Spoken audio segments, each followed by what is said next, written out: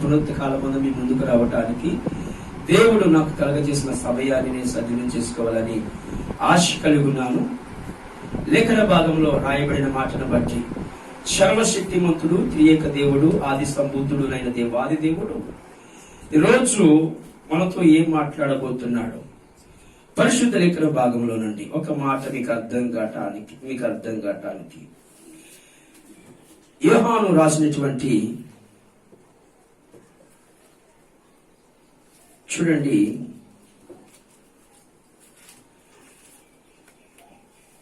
శుభవార్త 6వ అధ్యాయము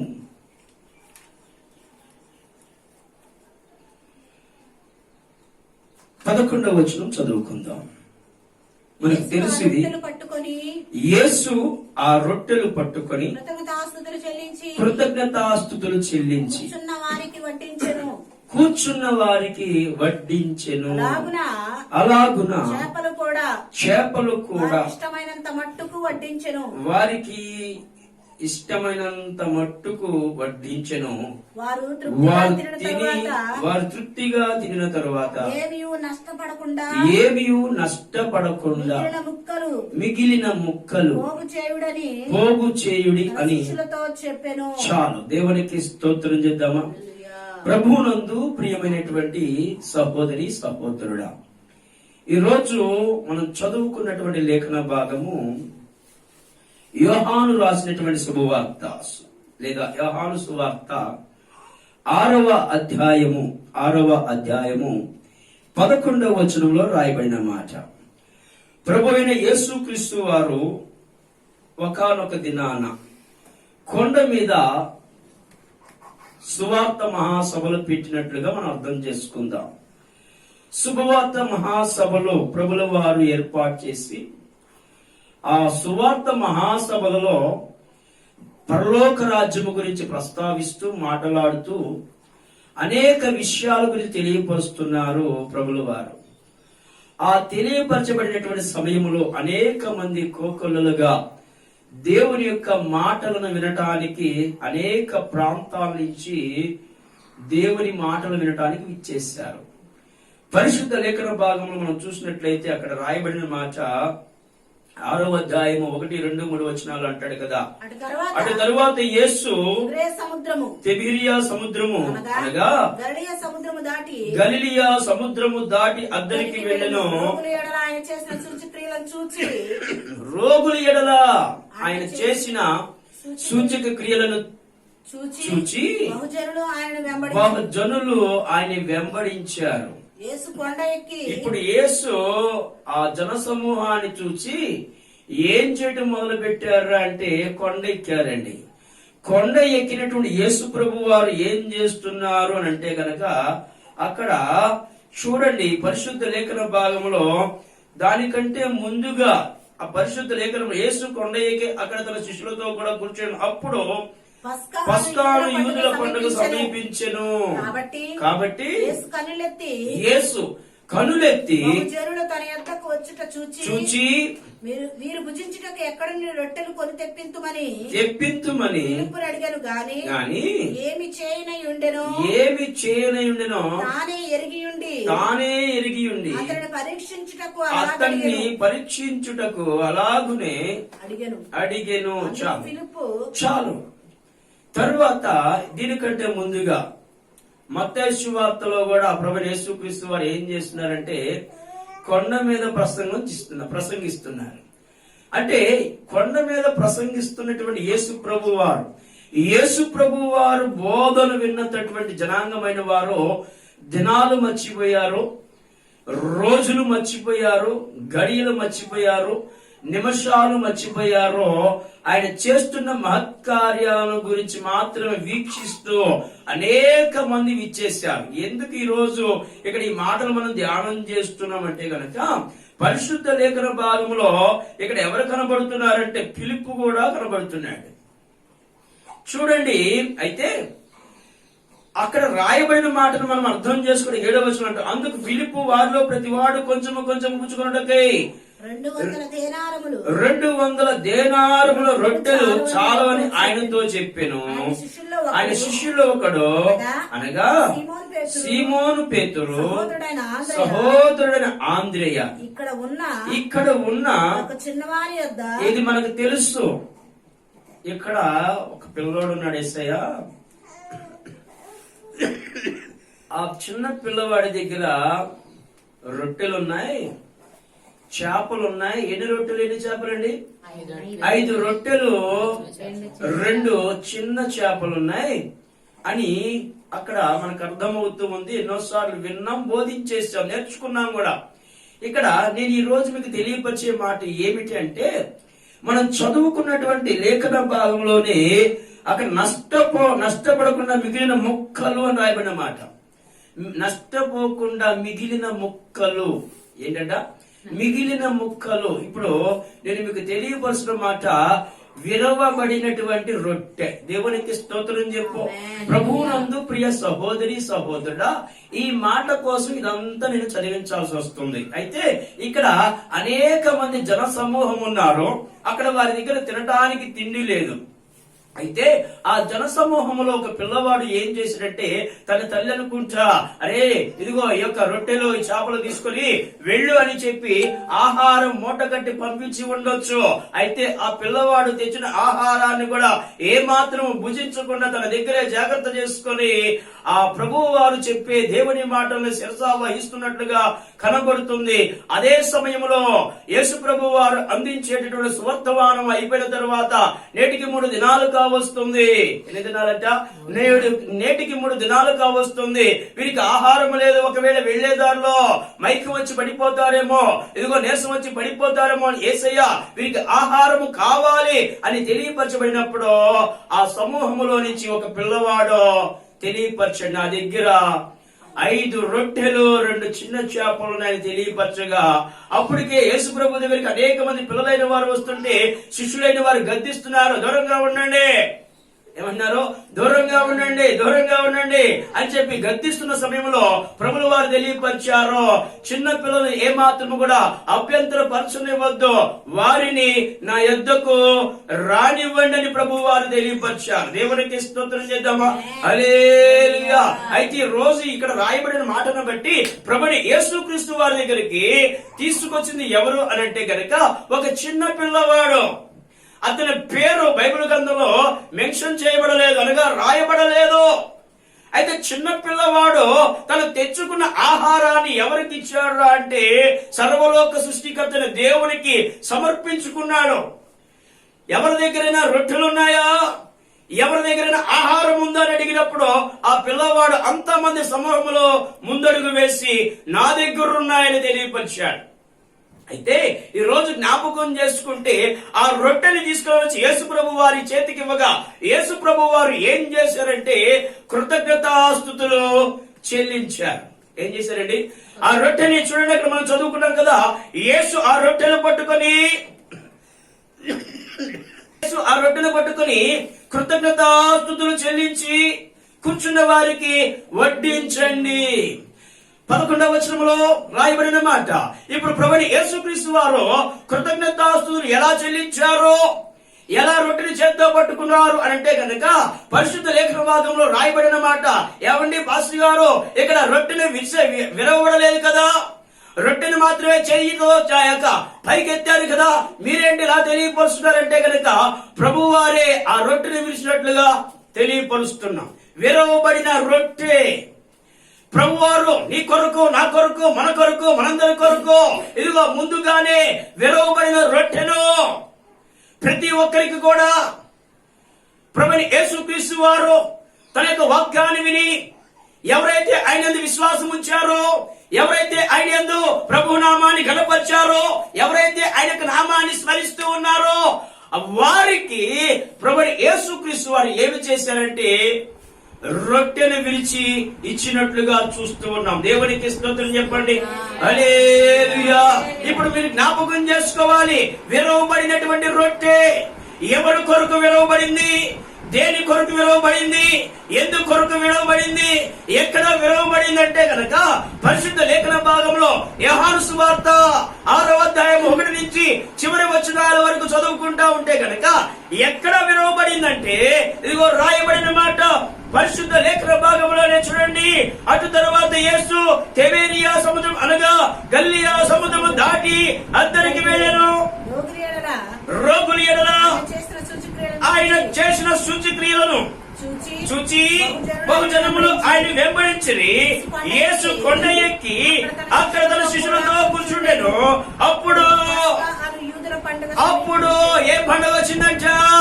యేసు ప్రభు వారు ఈ రొట్టెని ఎక్కడ విడిచారా అంటే కొండ మీద ఆ రొట్టెను యేసు ప్రభు వారు విడిచారు. దేవునికి స్తోత్రం చెప్పు. యేసు ప్రభు వారు కొండ మీద కూర్చున్నారు, ప్రసంగిస్తున్నారు. ఆ కొండ మీద యేసు ప్రభు రొట్టెను విరిచేటప్పుడు ఆ విరవబడిన సమయం ఏంటంటే యూదుల యొక్క పస్కా పండగ. దేవునికి స్తోత్రం చెప్తామా? యూదుల యొక్క ఆచార సాంప్రదాయ ప్రకారము పస్కా పండగ అనగా ఇదిగో పస్కా బలి పశువును తీసుకుని రావాలి. ఆ పండగ దినాన్న ఇదిగో పరిశుద్ధ లేఖన భాగంలో రాయబడిన మాటను బట్టి ఒక బలి పశువుని ఏం చేయాలంటే ఆ పండగ దినాన్న వధించాలి. దేవునికి స్తోత్రం చెప్పండి. అందుకనే యూదుల యొక్క ఆచార సాంప్రదాయ ప్రకారం పస్కా పండుగ వచ్చేసింది. ఆ పస్కా పండుగ దినమున ఇదిగో ప్రభువు యేసుక్రీస్తు వారు ఇదిగో రాబోతున్నటువంటి లోకరక్షకుడు ఆయనని గ్రహించలేకపోయారు. వచ్చినటువంటి యేసు ప్రభు వారు ఆయనని గ్రహించలేకపోయారు. వారికి కనువిప్పు కలిగించడానికి, వారికి అర్థం కావటానికి. అవును, అర్థమవుతుందా? నేనే దేవుణ్ణి అంటే ఎవరు కూడా ఒప్పుకోరు, ఎటకారం చేస్తారు, ఏళాకోళం చేస్తారు, ఎక్కిరిస్తారు, అవమానిస్తారు. ఇక్కడ రాయబడిన మాట విరవబడిన రొట్టె ప్రభువు యేసుక్రీస్తు వారిని పరిశుద్ధ లేఖనమే సెలవిస్తుంది. చూడండి, పరిశుద్ధ లేఖన భాగంలో అపోస్తలుడైన పౌలు మొదటి కొరింథీయులకు రాసిన పత్రిక 11వ అధ్యాయంలో రాయబడిన మాట. ప్రియ సహోదరి సహోదరుడా, చూడండి, పరిశుద్ధ లేఖన భాగంలో అపోస్తలుడైన పౌలు మొదటి కొరింథీయులకు రాసిన పత్రిక 11వ అధ్యాయము 23వ వచనంలో రాయబడిన మాట. నేను మీకు అప్పగింపబడిన దానిని ప్రభు వలన పొందితిని. ప్రభువైన యేసు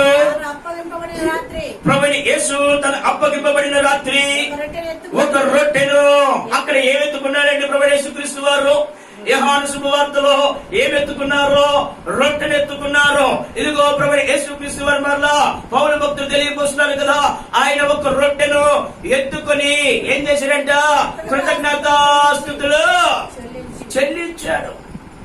ఆల్రెడీ ప్రభువైన యేసుక్రీస్తు వారు కృతజ్ఞతాస్తుతులు ఒక రొట్టెని ఎత్తుకొని కృతజ్ఞతాస్తుతులు చెల్లించి ఏం చేస్తున్నారు? దానిని విరిచారు. అక్కడేమో ఇగో కృతజ్ఞతాస్తుతులు చెల్లించాలని రాయబడిన మాట. పౌలు భక్తులు చెప్తున్నాడు దానిని విరిచాడని తెలియపరిచిన మాట. అదే యోహాను సువార్తలో కింద వచ్చిన మనం చదువుకుంటే కనుక ముక్కలు, మిగిలిన ముక్కలు అని రాయబడిన మాట. ఈ రోజు జ్ఞాపకం చేసుకుంటే ముక్క అవ్వాలంటే దాన్ని విరవాలి, దానిని విరవాలి. విరవకుండా ఏ మాత్రము కూడా ముక్క కానే కాదు. అందుకనే ప్రభునందు ప్రియ సహోదరి సహోదరుడా, విరవబడినటువంటి రొట్టె ఎవరు అంటే ప్రభువైన యేసుక్రీస్తు వారే. లేఖనం సెలవిస్తుంది, శక్తివంతుడైన దేవాది దేవుడు. ఎందుకు విరవబడ్డారు? దేనికి విరవబడ్డారు?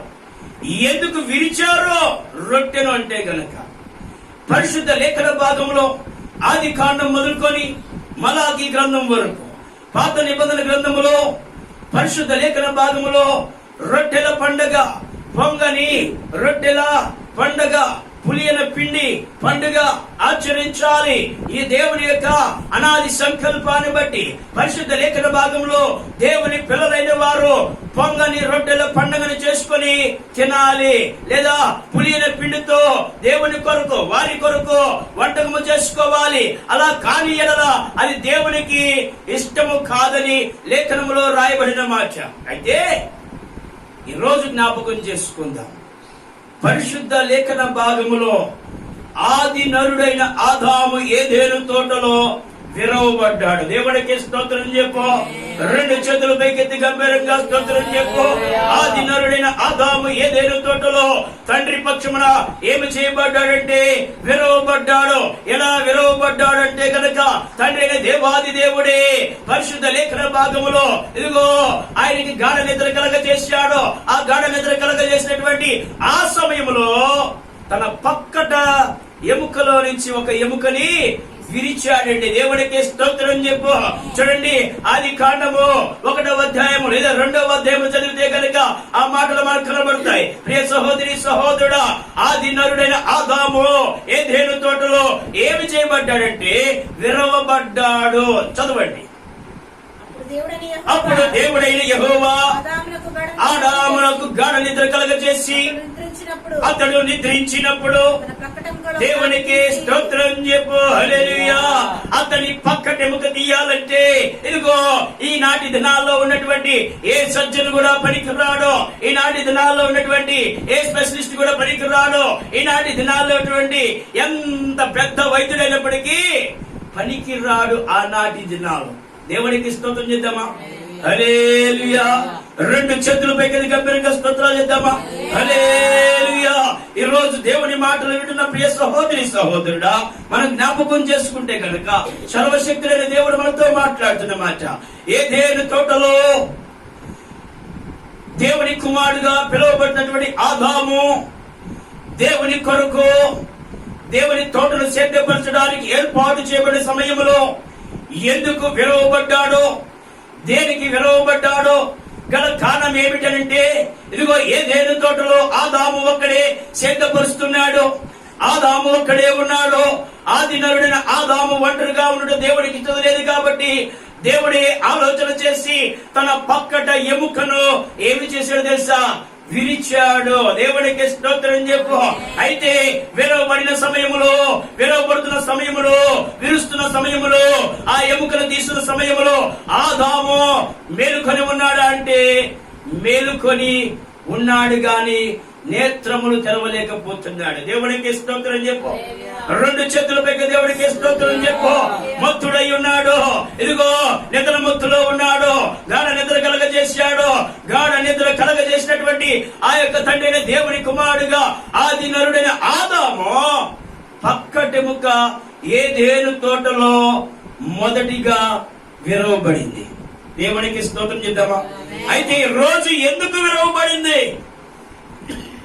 దేనికి విరవబడిందంటే గనక దేవుడు నీకు, నాకు, మనకి, మనందరికి, సమస్త మానవాళి కొరకు ఆయన ఏం చేయదలిచాడో తెలుసా?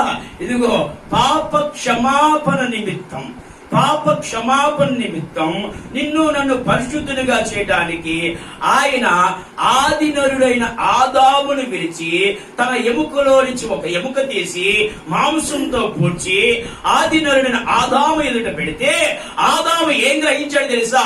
ఇది నా ఎముకలో ఎముక, నా మాంసంలో మాంసము, ఇది నరుడిలో నుండి తీయబడింది కాబట్టి నారి అని పిలువబడిందని చెప్పేశాడు.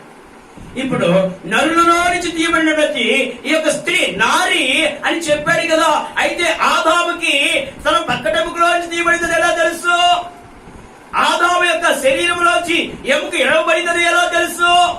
ఆదాము యొక్క శరీరంలో నుంచి మాంసం ఎలా తీయబడిందని తెలుసు అంటే ఆదాము గాఢ నిద్రలో ఉన్నప్పటికీ సమస్తము గ్రహించగలిగిన వాడై ఉన్నాడు. దేవుడికి స్తోత్రం చేద్దామా? ప్రభువు నందు ప్రియ సహోదరి సహోదరుడు, ఆదాము గాఢ నిద్రలో ఉన్నప్పటికీ, ఆదాము ఏదెను తోటలో విరవబడినప్పటికీ, ఆదాము ఆ యొక్క గాఢ నిద్రలో ఉన్నటువంటి ఆదాము సమస్తము కూడా గ్రహించిన వాడై ఉన్నాడు.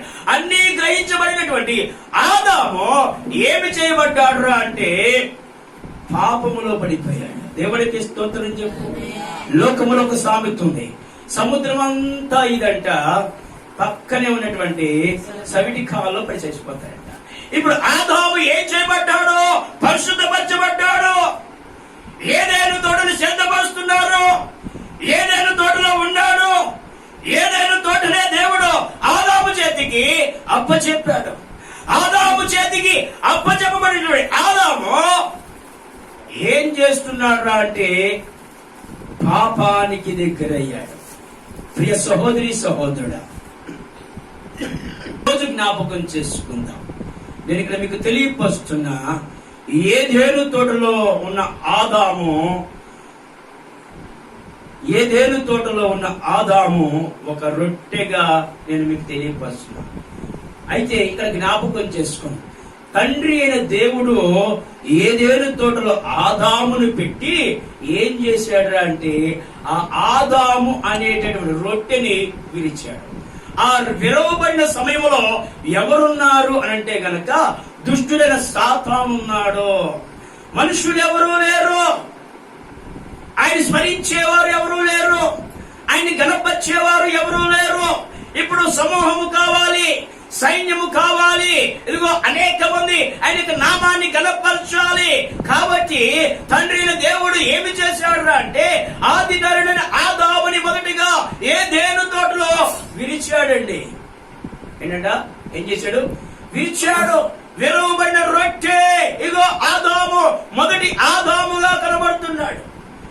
ఏదెను తోటలో మొదటి ఆదాము ఏం చేయబడ్డంటే దేవుడి చేతిలో విరవబడ్డాడు. దేవుడి చేతిలో విరవబడినటువంటి ఆదాము ఎలా ఉన్నాడు అంటే పాపానికి దగ్గరైపోయాడు. దేనికి దగ్గరయ్యాడు చూడండి, మీకు అర్థం కావాలి. పరిశుద్ధ లేఖన భాగంలో మీకు అర్థం కాటాకి, ఉదాహరణకి మీకు అర్థం కాటాకి, షాప్కి వెళ్ళాం, మంచి బేకరీకి వెళ్ళి ఆ బేకరీ నుంచి ఏదన్నా ఒక బన్ను, చక్కగా బాగున్న బన్ను తీసుకొని వచ్చి దాన్ని విరిచి ఒక 2 రోజులు 3 రోజులు 4 రోజులు పక్కన పెడితే అది ఏమైందంటే మెల్లగా పాడైపోతూ మొదలుపెట్టింది. ఏమైంది? పాడైపోతుంది. మెల్లమెల్లగా బూజు పడతా ఉంటాయి. మెల్లమెల్లగా ఏమైందంటే బూజు పడతా మొదలుపెట్టింది. ఇప్పుడు బ్యాక్టీరియా సోకటం మొదలుపెట్టింది. అందుకే బ్యాక్టీరియా ఆ బ్యాక్టీరియా సోకిద్ది, లేదా దాని మీద మెల్లగా ఫంగస్ రావటం మొదలు పెడుతుంది, లేదా దాని మీద క్రిములు ఏడవటం మొదలు పెడతాయి. ఎక్కడ పెట్టిన రొట్టె అక్కడే విరవబడినప్పుడు ఆ విరవబడిన రొట్టె అలా ఉంచడం ద్వారా ఏం జరిగిందంటే మెల్లమెల్లగా ఫంగస్ ఎక్కువై ఇదిగో తినటానికి ఇష్టం లేకుండా పనికి రాకుండా పోయింది. ఇప్పుడు ఆ యొక్క విరవబడినటువంటి ఆదాము ఎక్కడున్నాడు అంటే ఏదెను తోటలోనే ఉన్నాడు. ఏదెను తోటలో ఆదాము విరవబడ్డాడు. విరవబడినటువంటి ఆదాము అక్కడే దేవుడి పనిలో నిమగ్నమై ఉన్నాడు, తోటను సిద్ధపరుస్తున్నాడు. కానీ విరవబడ్డాడుగా, అవును విరవబడ్డా లేదా? విరవబడినటువంటి ఆదాముకి మెల్లమెల్లగా ఏం చోటు చేసుకుంటుందంటే ఫంగస్. దేవునికి స్తోత్రం చెప్పు. 2 చేతుల పైకి దేవునికి స్తోత్రం చెప్పు. ఫంగస్ అనగా నేను మీకు అర్థంగా నాకు తెలియపరుస్తాను. అపవాది, శత్రువైన సాతాను లేదా దుష్టుడు, పాపము. దేవునికి స్తోత్రం చేద్దామా? అయితే ఈ అపవాదనే సాతాను, దుష్టుడనే సాతాను, ఇగో ఫంగస్ అనేటటువంటి ఆ యొక్క క్రిమి ఏదైతే ఉందో మెల్లమెల్లగా ఎవరిలోనికి వచ్చేసిందంటే ఎవడు విరవబడినటువంటి ఆదామనే రొట్టెకి సోకటం మొదలుపెట్టింది. ఇప్పుడు సోకబడినటువంటి ఆ రొట్టె దేవునికి అయిష్టంగా ఉంటుందా? ఇష్టంగా ఉండదంటే అయిష్టమైపోతుంది. ఎందుకని? మాలిన్యం వచ్చేసింది, మురికి వచ్చేసింది, పాపం వచ్చేసింది, బ్యాడ్ అయిపోయింది, ఇదిగో పనికి రాకుండా ఉంది. అది కనుక అక్కడ ఉంటే చక్కన ఉన్నటువంటి ఆ పీసెస్, ఆ లేయర్స్ ఏవైతే ఉన్నాయో అవన్నీ కూడా మళ్ళా పాడైపోతాయి. కాబట్టి అక్కడ నుంచి దాన్ని ఏం చేయాలంటే సపరేట్ చేయాలి. ఏం చేయాలి? సపరేట్ చేయాలి. ఏదైతే పాడైపోయిందో, ఏ లేయర్ అయితే పాడైపోయిందో, ఏ పీస్ అయితే పాడైపోయిందో, ఏ బ్రెడ్ అయితే పాడైపోయిందో దానిని సపరేట్ చేయాలంటే ఇప్పుడు ఏదెను తోటలో ఉన్నటువంటి విరవబడినటువంటి ఆదాము తోటలో నుంచి బయటికి వచ్చేయాలి. దేవుడికి స్తోత్రం చెప్పు. 2 చేతుల పైకి దేవుడికి స్తోత్రం చెప్పు. ఈ రోజు నేను మీకు తెలియపరుస్తున్న మాట, పరిశుద్ధ లేఖన భాగంలో తండ్రి అయిన దేవాది దేవుడు ఇగో చక్కగా పవిత్రంగా పరిశుద్ధంగా ఉండటానికి ఒక ప్యాకేజ్ ఇచ్చాడు, ఒక ప్యాకింగ్ చేశాడు. అది ఏమిటంటే ఏదెను అనే తోటలో ఉన్నంత వరకు వాడు అపవిత్రుడే. ఏదెను తోటలో దేవుడి మాట విన్నంత వరకు పరిశుద్ధుడే. ఏంటంటే ఇందాడు అపవిత్రుడు అన్నాడు, ఇప్పుడు పరిశుద్ధుడు అంటారా? మీకు అర్థం కావటానికి ఏదెను తోటలో ఉండటం వేరు, ఏదేను తోటలో ఉండి దేవుని స్వరం వింటూ దేవుని మాట ప్రకారం చేయడం లేదు. ఇప్పుడు దేవుని స్వరాన్ని విన్నాడు, దాక్కున్నాడు.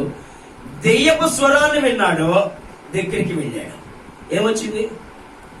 తాగద్దురా అంటే నీకు ఎవరు చెప్పారు అంటారు, చూడద్దురా అంటే ఏంటండి, నానా తాగద్దురా, తినగద్దురా, వెళ్ళొద్దురా, చెయ్యొద్దురా, అది పాపంరా నాయనా అని అంటే, లేదు నాకు అదే ఇష్టం. ఏంటంట, రోజు దేవుని మాటలు వింటున్న ప్రియ సహోదరి సహోదరుడు, పాపమును ప్రక్షాళన చేయటానికి విరవబడినటువంటి ఆ రొట్టెకి ఏదైతే మాలిన్యము చోటు చేసుకుందో దానిని బాగు చేసి శుద్ధి చేయటానికి ఎవరు కావాలంటే ఒక మ్యాన్, బేకరీ మ్యాన్. ఏంటంట, ఏం చేస్తాడు? బేకరీ మ్యాన్ ఏం చేస్తాడు ఇస్తా, ఏదైతే పాడైపోయిందో దానిని మరలా చక్కగా దాన్ని తీసివేసి మరలా గ్రైండర్లో వేసి చక్కగా మిక్సీ చేసి ఏంటండి ఏం చేసి దానికి కావాల్సిన సమపాలన్నీ కలిపి మరలా మన ముందు ఫ్రెష్ గా పెడతాడు.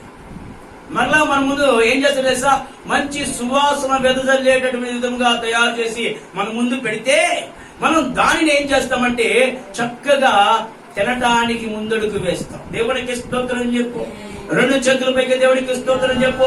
ఆ యొక్క కడపడి ఆదాము ఎలాగైతే విరవబడ్డాడో, ఆ విరవబడినటువంటి ఆదాముకి ఎలాగైతే పాపము సంక్రమించిందో, ఆ పాపాన్ని ప్రక్షాళన చేయడానికి, ఆ పాపాన్ని పోగొట్టడానికి, ఆ పాపం అనే మాలిన్యము మనలో లేకుండా ఉండటానికి ప్రభుని యేసుక్రీస్తు వారు ఏం తెలియవచ్చు వారికి అర్థము కావటానికి పస్కా పండుగ దినాన యూదుల యొక్క ఆచార సాంప్రదాయ ప్రకారము ఒక రొట్టెను ఎత్తుకున్నారు, కృతజ్ఞతాస్తులు చెల్లించారు.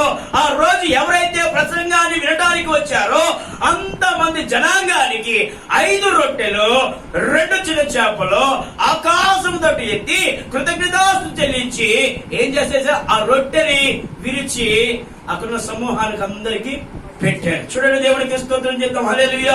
పరిశుద్ధ లేఖన భాగంలో యోహాను శుభవార్త 6వ అధ్యాయంలో రాయబడిన మాట చూడండి. చూడండి, యేసు ఆ రొట్టెను పట్టుకొని చెల్లించి 11వ వచనం, కాబట్టి వారు భుజించిన తరువాత వారి యొక్క మిగిలిన 5 యవల రొట్టెల ముక్కలు ప్రోగు చేసి దేవునికి స్తోత్రం చెప్పు. ఎన్ని గంపలు మిగిలినట్టండి? ఎన్ని గంపలు మిగిలి? అక్కడ ఎంతమంది జనాంగం ఉన్నారు? ఏమండి, 5,000 మంది జనాంగం ఉన్నారండి. 5,000 మంది జనాంగానికి రొట్టెని విడిచిపెట్టాడు. 5 రొట్టెల్ని 5 రొట్టెలే విడిచింది. 5 రొట్టెల్ని విడిచి పెడితే 5,000 మందికి సరిపోగా ఇంకా ఎన్ని గంపలు మిగిలినాయంట? 12 గంపలు మిగిలినాయంట. ఏంట 12 గంపలు అంటే? ఫుల్ రొట్టె కాదు, అది ఫుల్ రొట్టె. చదవండి, అక్కడ రాయబడినమాట. చదవడమ్మా. వారు భుజించిన తరువాత వారి యొక్క మిగిలిన 5 యవల రొట్టెల ముక్కలు పోగు చేసి 12 గంపలు నింపి ఏంటి పోగు చేశారంట? 5 రొట్టె ముక్కలు, 5 యవల రొట్టె ముక్కలవి 5,000 మందికి సరిపోయి 5,000 మందికి సరిపోగా ఇదిగో మరలా 12 గంపలు మిగిలినాయి. ఆ 12 గంపల నిండా రొట్టె ముక్కలే, అనగా విరవబడిన రొట్టె ఆ గంపలో ఎత్తబడింది. ఎప్పుడైతే క్రీస్తు అనే చేతిలోనికి నువ్వు చేర్చబడతావో, ఎప్పుడైతే క్రీస్తుని హస్తంలోనికి నువ్వు తేబడతావో, ఎప్పుడైతే క్రీస్తుని పాదపీఠం దగ్గరికి నువ్వు రాబడతావో, విరవబడిన రొట్టెకి మాలిన్యం అనేది అంటుకున్నప్పటికీ, ఫంగస్ అనేది వచ్చినప్పటికీ, ఇగో ప్రభువు వారు నిన్ను, నన్ను, మనల్ని, మనందరినీ కూడా ఏమి చేస్తారంటే పవిత్రత గాంచబడతాడు. దేవునికి స్తోత్రం చేద్దాం. హల్లెలూయా. పరిశుద్ధపరచబడతాం. ఎలా పరిశుద్ధపరచబడతాం అంటే మీకు అర్థం కావటానికి చిన్న పిల్లలైన వారికి జ్వరం వచ్చినప్పుడు ఎక్కువగా వాడేది బ్రెడ్డే కదండి. ఆ బ్రెడ్ కి టేస్టీ కోసం ఏం వాడతాం? జాము లేకపోతే రొట్టె తినరు. జాము లేకపోతే రొట్టెని తినలేరు. అంటే నోటికి రుచికరమైనది ఏంటంట, పుల్లగా, ఎలా ఉంటది, టేస్టీగా, తీయగా, రుచికరంగా ఉండాలి. ఇప్పుడు పరిశుద్ధ లేఖన భాగంలో ఈ జామే ప్రభువైన యేసు అని నేను అంటాం. ఈ జామే ప్రభువైన యేసు. ఆయన విరవబడ్డాడు, ఆయన కొట్టబడ్డాడు, ఆయన ఏజ పిడిగుద్దులు గుద్దించుకోబడ్డాడు, ఆయన నీ కొరకు నా కొరకు ముళ్ళ కిరీటం పెట్టించుకోబడ్డాడు. ఆయన ఏం చేయబడ్డాడో, నీ కొరకు నా కొరకు కలవరిశిలో తుది శ్వాస విడవటానికి ఆ యొక్క తన యొక్క శరీరంలో ఉన్న రక్తాన్ని ఏం చేశాడంటే కార్చడం మొదలు పెట్టాడు. ఎవరికి స్తోత్రం చెప్పు. హల్లెలూయా.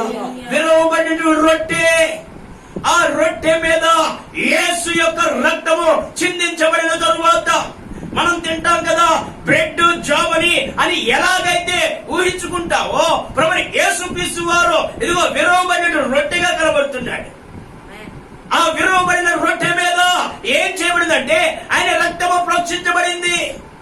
ఆయన రక్తము ప్రోక్షించబడటం వల్ల నీవు నేను ఏం చేయబడ్డామంటే పరిశుద్ధత గావించబడ్డాం. దేవుడికి స్తోత్రం చెప్పు. రెండు చేతులకి దేవుడికి స్తోత్రం చెప్పు. గంభీరంగా దేవుడికి స్తోత్రం చెప్పు. ఎప్పుడైతే విరవబడినటువంటి నీ మీద నా మీద క్రీస్తు అనే రక్తము చిందించబడుతుందో పాపము నుంచి లేదా ఫంగస్ నుంచి లేదా బ్యాక్టీరియా నుంచి లేదా పాపము నుంచి విడుదల చేయించడానికి ప్రభు వారు రక్తాన్ని చిందించారని, అందుకే యేసు ప్రభు వారు వారికి అర్థము కావటానికి ఇదిగో 3 దినాలు ఉపవాస ప్రార్థన పెట్టాడు. ఆ ఉపవాస ప్రార్థనలో అనేక మంది యేసు బోధ వైపు విన్నారు, టయాన్ని మర్చిపోయారు, సమయాన్ని మర్చిపోయారు, ఆహారాన్ని సైతం మర్చిపోయారు.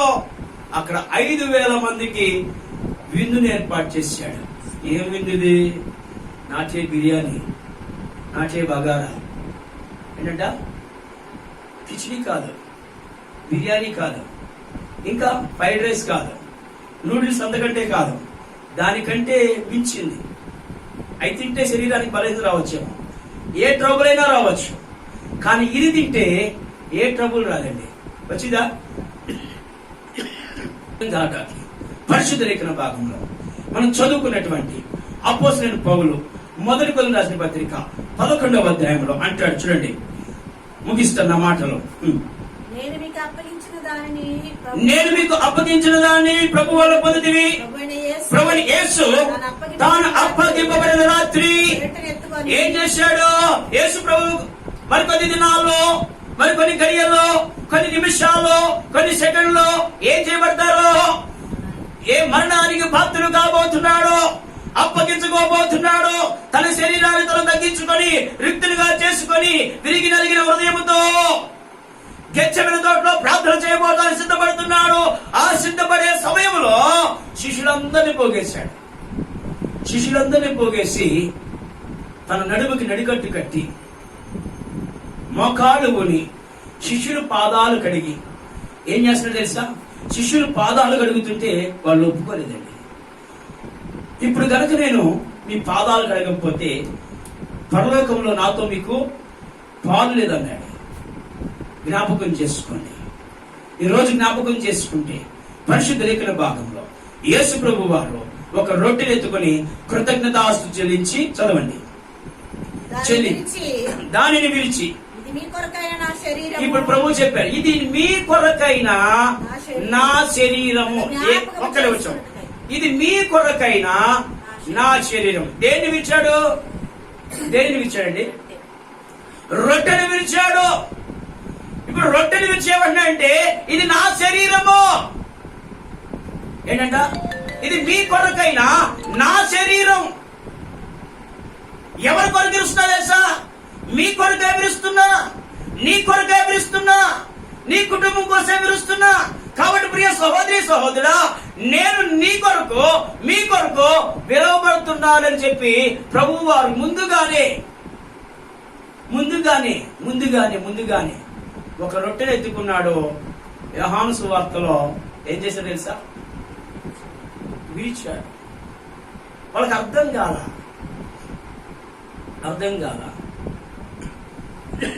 తరువాత యేసు చెప్పినట్లుగానే కలువరి శిలువలో బలియాగం అవటానికి తన అప్పగింపబడే సమయం వచ్చేసింది. యూదా వచ్చాడో, ప్రేమతో ముద్దు పెట్టాడు. పట్టుకునేవారు వచ్చారో ఆయన బంధించేశారు. బంధించబడిన యేసు ప్రభువుని పారిపోతాడేమని చెప్పి సంఖ్యలతో బంధించి తీసుకొని వెళ్ళారు. ఆయన దుర్భాషలు మాట్లాడారు, అనరాని మాటలు అన్నారు, మోము మీద పిడుగుద్దులు గుద్దారు, ఉమ్ము వేశారు, గడ్డం పీకారు, వీపు మీద పిడుగుద్దులు గుద్దారు, ముళ్ళ కిరీటం పెట్టారు, తన శరీరం మీద వస్త్ర తీసేశారు. అయినా సరే ఆయన బదులు మాట్లాడారు. ఎందుకో తెలుసా? నేను మీ అందరి కొరకు విరవబడుతున్నాను అని ముందుగానే చెప్పాడు. నేను మీ కొరకు విరవబడుతున్నాను. రొట్టె ఎలాగైతే విరవబడిద్దో నా శరీరము కూడా అదే రకముగా విరవబడిద్ది అని తెలియపరిచాడు. ఈ రోజు దేవుని మాటలు వింటున్న ప్రియ సహోదరి సహోదరుడు, ప్రభువైన యేసుక్రీస్తు వారు నీ కొరకే నా కొరకే కలువరిలో బలియాగం అవటానికి మొదటిగా ఒక రొట్టెను ఎత్తుకొని కృతజ్ఞతాస్తులు చెల్లించి దాన్ని విరిచారు. ఆ విరవబడినదే ప్రభువైన యేసుక్రీస్తు యొక్క శరీరం. దేవునికి స్తోత్రం చేద్దామా? విరవబడిన శరీరము, ఆ విరవబడిన రొట్టె ప్రభువైన యేసుక్రీస్తు అని ఆయన చెప్పారు. పౌలు భక్తుడు అదే చెప్తున్నాడు. చూడండి, నన్ను జ్ఞాపకము చేసుకున్నటకై దీనిని చేయడని చెప్పాను. దేని చేయాలంట? రొట్టెని విరవాలి. విరవబడిన రొట్టె ఆ కడపటి ఆదాము లేదా మొదటి ఆదాముగా ఉన్నటువంటి ఆ యొక్క ప్రభువు దినాల్లో లేదా ఏదేను తోటలో ఉన్నటువంటి ఆ యొక్క మొదటి ఆదాములో పాపమును పోగొట్టడానికి, ఆ పట్టినటువంటి ఫంగస్ ను తీసివేయటానికి ఇప్పుడు ఏం కావాలంటే క్రీస్తు అనేటటువంటి శరీరం కావాలి. ఆ క్రీస్తు అనే శరీరం చూడండి, మీకు అర్థం కావటానికి ఆ యొక్క మొదటి ఆదాముకి గాఢ నిద్ర కలగజేశారు. ఎవరో? దేవుడే. ఆ గాఢ నిద్ర కలగజేసినప్పుడు ఆ యొక్క మొదటి ఆదాముకి బాధ అంటూ ఏమి కూడా తెలియదు. ఎలా బాధపడిందో ఆయనకి తెలియదు, ఎంత పెయిన్ వచ్చిందో ఆయనకి తెలియదు, ఏ రకంగా చేశాడో తెలియదు. కానీ పని జరుగుతున్నదని మాత్రం తెలుసు. ఏం పని? దట్ ఈస్ బిగ్ ఆపరేషన్, పెద్ద ఆపరేషన్. అది చాలా ఊహకు అందనటువంటిది అన్నమాట. అయితే ఆ బాధ తెలియటానికి, ఆ పెయిన్ తెలియటానికి, ఆ నొప్పి తెలియటానికి ప్రభువైన యేసుక్రీస్తు వారు మొత్తం అనేది లేకుండా, గాఢ నిద్ర అనేది లేకుండా ఏదేను తోటలో ఉండి, ఏ తోట? అక్కడైతే ఏదేను తోట, ప్రభువారైతే ఒలీవల కొండ, ఒలీవల తోటలో ఉన్నారు. ఏ తోటలో ఉన్నారు? ఏమండి? గెత్సెమనే తోటలో ఉన్నారు. ఏ తోట? గెత్సెమనే తోటలో ఉన్నారు. గెత్సెమనే తోటలో ఒలీవల తోట ఉంది. ఆ ఒలీవల తోట మధ్యలో కూర్చొని విరిగి నలిగిన హృదయంతో ఆయన ప్రార్థిస్తున్నారు. ఏ మాత్రము కూడా నిద్రపోలేదండి, డీప్ స్లీపింగ్ లేదన్నమాట. ఏంటంట? ఆ నిద్ర లేకుండా ఆయన నీ కొరకు నా కొరకు విరవబడిన రొట్టె వలె ఆయన మనకు కనబడుతున్నాడు. ఆ విరవబడిన ప్రభువు వారు తన శిష్యులందరినీ పిలిచి ఇది నా కొరకైనా మీ కొరకైనా నా శరీరం అని అన్నాడు. ఏమన్నాడండి? మీ కొరకైనా నా శరీరం, మీరు దీనిని తినప్పుడల్లా నన్ను జ్ఞాపకం చేసుకోండి. అంటే మనం రొట్టె విరవబడిన వారం, మనం విరవబడిన దాని బదులుగా నీవు ఏ మాత్రం కూడా పెయిన్ఫుల్ గా ఉండకూడదని, ఏంటంట నీకు ఏ మాత్రం నొప్పి కలగకుండా ఉండటానికి ఆయనే నీకు బదులుగా నాకు బదులుగా విరవబడ్డాడు అని ప్రభువు పేట తన దాసునిగా నేను మీకు తెలియపరుస్తున్నాను. ఈ రోజు మనకి జ్ఞాపకం చేస్తున్నాం. ప్రత్యేకంగా పరిశుద్ధ లేఖన భాగంలో ఆది నరుడైన ఆదాము విరవబడినప్పుడు ఏ బాధ తెలియదు. కడపటి ఆదాము అనగా ప్రభువైన యేసుక్రీస్తు గారు విరవబడుతున్నప్పుడు ఆయనకి నొప్పి తెలుసు, ఆయనకి బాధ తెలుసు, ఆయనకి సమస్తము తెలుసు. కానీ ఆ బాధని భరిస్తూనే ఉన్నాడు. మీకు అర్థం కావడానికి, శరీరంలో ఎక్కడైనా గాయమైతే డాక్టర్ దగ్గరికి వెళ్ళి, డాక్టర్ గారండి నాకు మొత్తం అక్కర్లేదు, ఏమక్కర్లేదు, మత్తు ఇంజక్షన్ అక్కర్లేదండి, నేను భరిస్తాను, కుట్లేయండి అంటే ఆ కుట్లు వేయించుకోవడానికి ఆయన అడుగుతాడు. లేదండి చాలా పెయిన్గా ఉంటుందనంటే, పర్వాలేదు పాస్టర్ గారు, డాక్టర్ గారు వేయండి అని అంటే గనక ఆయన వేస్తున్నప్పుడు ఆ సూదిలో ఉన్నటువంటి ఆ వేన్ ఏదైతే ఉందో అది గుచ్చి తీస్తున్నప్పుడు ఏమవుతుందో తెలుసా, ఎంత పెయిన్ వస్తుందో మీకు తెలుసా. స్త్రీలైన వారు కుట్టు పనులు బాగా చేస్తారు, సూది దారంతో చక్కగా కొడతా ఉంటారు, మంచిదే. అదే గనక దానికి నోరుంటే, దేనికి, ఆ కొట్టబడుతున్నటువంటి వస్త్రానికి గనక నోరొస్తే ఈ ప్రపంచంలో ఎంతో మంది స్త్రీలైన వారిని ఆ వస్త్రం ఏం చేస్తే తెలుసా, దూషిస్తూ, అవహేళన చేస్తూ, అవమానపరుస్తూ, రకరకాలుగా మాట్లాడి ఏంటిదండి వస్త్రం ఏం చేయబడింది. అందుక దానికి నోరు లేదు. దేవుడు తలుచుకుంటే దానికి నోరు ఇస్తాడు. గాడిదకి స్వరాన్ని ఇచ్చిన దేవుడు వస్త్రానికి కూడా ఇస్తాడు. ఆయన తలుచుకుంటే చాలు, దేనికైనా సరే నోటిని ప్రసాదించగలడు. అయితే ఈరోజు దేవుని మాటలు వింటున్న ప్రియ సహోదరి సహోదరుడా, ఈ లైవ్ ని వీక్షిస్తున్న ప్రియ సహోదరి సహోదరుడా, లేదా ప్రియ సంఘ బిడ్డలారా, జ్ఞాపకం చేసుకుంటే విరవబడిన రొట్టె ఎవరికో తెలుసా, నీ కొరకు నా కొరకు. ఆల్రెడీ నీవు నేను విరవబడ్డాం. క్రీస్తుని ఎరగక మునుపు ఎన్నో రకాలుగా ఈ లోకమనే పాపములో విరవబడుతూనే ఉన్నాం. అది ఈ లోక సంబంధమైనది. కానీ దేవుడు కోరుకునేది ఏంటంటే పర సంబంధమైన వాడిగాను ఉండాలని, పరిశుద్ధమైన వాడిగాను ఉండాలని, పవిత్రతగా చెప్పబడే వాడిగాను ఉండాలని దేవుడే నిన్ను ప్రేమించి నీ కొరకు తానే ఒక రొట్టెగా విరవబడ్డాడని ప్రభువు పేట తన దాసునిగా నేను మీకు తెలియపరుస్తున్నా. దేవునికి స్తోత్రం చెప్పు, హల్లెలూయా. ఈ రోజు మళ్ళా మనం జ్ఞాపకం చేసుకుంటే గనక విరవబడిన రొట్టె ఎవరు తెలుసా, ప్రభువైన క్రీస్తు. ప్రభువైన క్రీస్తు ఈ రోజు జ్ఞాపకం చేసుకుందాం. ప్రభువునందు ప్రియ సహోదరి సహోదర, ఇంకొక రకంగా చెప్పాలంటే ప్రపంచంలోనే నెంబర్ 1 గొప్ప ఫెస్టివల్ ఏదైనా జరిగిందని అంటే గనక, అది ఏదైనా ఉన్నదంటే గనక, ఐగుప్తు నుంచి ఇశ్రాయేలు జనాంగాన్ని మోషే నడిపించినప్పుడు వారికి గొప్ప ఫెస్టివల్ అండి.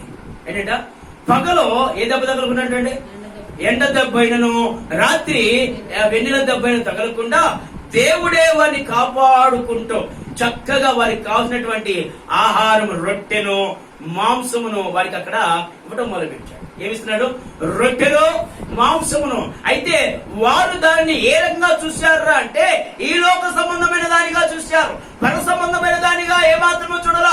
6 లక్షల మంది జనాంగానికి ఒకేసారి, ఎన్నిసార్లు, ఒకేసారి ఆహారం పెట్టడం అంటే ఎంత కదా. 6 లక్షల మందికి 6 లక్షల మందికి ఒకేసారి ఆహారాన్ని పెంచాలి. అలా కాదని చెప్పి ప్రభువైన యేసుక్రీస్తు వారే సమస్త మానవ కోటి కోసం, ప్రపంచ మానవాళి కోసం కలువరి శిలువలో తన శరీరం రొట్టె వలె విరవబడింది. దేవునికి స్తోత్రం చెప్తారా. తన శరీరము రొట్టె వలె విరవబడిందని పౌలు భక్తుడు 1 కొరింథీ రాసిన పత్రిక 11వ అధ్యాయము 23-24 వచనంలో రాయబడిన మాట. దేవునికి స్తోత్రం చెప్పు, హల్లెలూయా. కాబట్టి ప్రియ సహోదరి సహోదరా, ఈ లోక సందర్భంలో నువ్వు ఏ సమస్య చేత అయితే విరవబడ్డావో, ఏ కష్టము చేత విరవబడ్డావో, ఏ ఇబ్బంది చేత విరవబడ్డావో, ఏ శోధన చేత విరవబడ్డావో, ఇగో విరవబడిన నీకు పాపం అనే మాల్యము చోటు చేసుకుందేమో. ఆ పాపాన్ని ప్రక్షాళన చేయడానికి నీ యొక్క సమస్య నిమిత్తమై, నీ యొక్క ఇబ్బంది నిమిత్తమై, నీ కష్టము నిమిత్తమై, నీ నష్టము నిమిత్తమై, నీ వ్యాధి నిమిత్తమై ఇదిగో ప్రభు కలువరి శిలువలో రొట్టె వలె విరవబడ్డానికి సిద్ధపాటు కలిగి ఉన్నాడు. దేవుడికి స్తోత్రం చెప్పు. అందుకని మన ప్రభువు యేసుక్రీస్తు వారు ఇదిగో నేను మీకు తెలియపరుస్తున్నాను, విరవబడిన రొట్టెగా ఆయనే తన శరీరం అనే రొట్టెను తండ్రి చేతికి అప్పచెప్పాడు. ఇప్పుడు తండ్రి కృతజ్ఞతాస్తుతులు చెల్లిస్తూ ఉన్నాడు. దేవుడికి స్తోత్రం చెప్పు. ఆ తండ్రి కృతజ్ఞతాస్తుతులు చెల్లించి ఇదిగో నీ కొరకు నా కొరకు ఏమి చేస్తున్నారంటే విరవబడిన రొట్టెను సిద్ధపాటు చేస్తున్నాడు. కాబట్టి ప్రియ సహోదరి సహోదరుడా, ఆ విరవబడిన రొట్టె నీ కొరకే నా కొరకే. ఆ విరవబడిన రొట్టె ప్రభుని యేసుక్రీస్తు వారిని, ఆ విరవబడిన రొట్టె పరిశుద్ధమైనది, ఆ విరవబడిన రొట్టె పవిత్రమైనది, ఆ విరవబడిన రొట్టె ద్వారా నీకు స్వస్థతని, ఆ విరవబడిన రొట్టె ద్వారా దెయ్యములు పారిపోతున్నాయని, ఆ విరవబడినటువంటి రొట్టె ద్వారా స్వస్థత కలుగుతుందని, ఆ విరవబడిన రొట్టె ద్వారా మోక్ష ప్రాప్తి కలిగిద్దని ప్రభు బిడ్డ తన దాసునిగా నేను మీకు తెలియపరుస్తున్నా. దేవుడు కొద్దిగా తన వినికిల్లో ఆశీర్వదించి దీవించును గాక. ఆమేన్.